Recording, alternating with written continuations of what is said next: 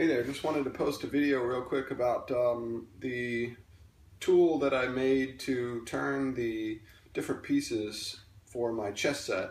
And the first step was to take the blank and drill a 3/4 inch Forstner bit hole in one end of the blank by chucking this into the chuck and then drilling with your drill chuck on the other end, 3/4 inch hole into there. So imagine for me, there's a 3/4 inch hole in there, and then you've got the hole made, and this will be the base of your piece. So you start by turning just the end round, just the last 1/4 inch to 1/2 inch round, and then parting the end flat so that you have a flat bottom to your piece. Then you do the 3/4 inch Forstner bit hole. With that hole, I made this piece, which is just a piece of maple, and there's a hole going through it for a screw, and the little center portion I turned to just barely snug into the hole in the bottom of every piece. That way, I saw another way where you would make each piece fit in a different jig, and that didn't make sense because then you have to make different jigs for every piece. The pawn, you'd have to make a jig to fit the base of that, and then so forth on up to the king because they differ in size. With this one, you can do it with all sizes.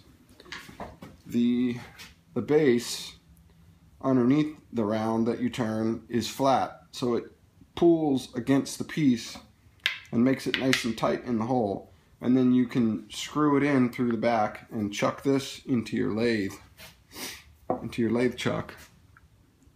And if you want to get it perfectly centered every time, I don't know if you can see it, but I wrote numbers 1, 2, 3, 4, so that they correspond with the numbers on my chuck. I guess you could put tape on your chuck or just do something so that when you chuck it back up again, it centers the round of the, let's call this a jig, so that it fits the same way every time.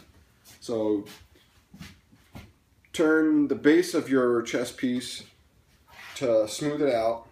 You don't have to get right to the finished dimension, just get it smooth, and then part the end, then drill your 3/4 inch hole with a Forstner bit, then mount this, screw in through the back, and of course this will be in the hole, screw in through the back till it's nice and tight. It'll snug up against that face there, nice and flat too. Then you can flip that whole thing around and put that in your chuck, and then just start turning the piece. You can start from the bottom, you can start from the top. I found it's easier to start from the top because all the mass and meat gives you less vibration. Because if you turn down here and you got a thin little base, when you start doing the outside, it's going to vibrate slightly more, which might throw your center off, and then you get a kind of wobbly piece. But some of them are just so thick that it doesn't really matter. But just wanted to post that update on how I did that.